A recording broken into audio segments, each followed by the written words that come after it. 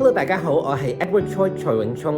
咁點解我會加入呢個中信法律援助中心呢？其實2019年嗰時呢，我就尋找緊啲唔同嘅法律援助中心，喺美國有好多嘅，咁我就走去睇。咁我就見佢哋呢，唔單止可以服務社群，但係亦都可以侍奉神。咁其實任何一個人需要家庭法啊，或者刑事法啊，或者失咗業呢，都係一個非常不幸嘅時期。任何嘅律師咧都可以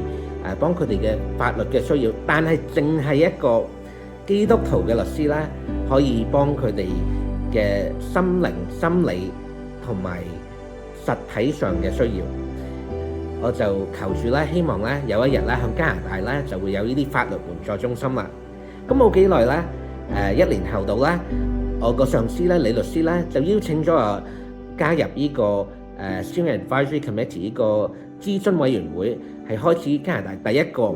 嘅基督教嘅法律援助中心。好開心可以分享我嘅知識啦，關於法律援助中心啦，亦都係做咗啲講座啦，係關於例如就業法啊，或者房東租客法啊，同埋耐唔耐咧都係會諮詢啲唔同嘅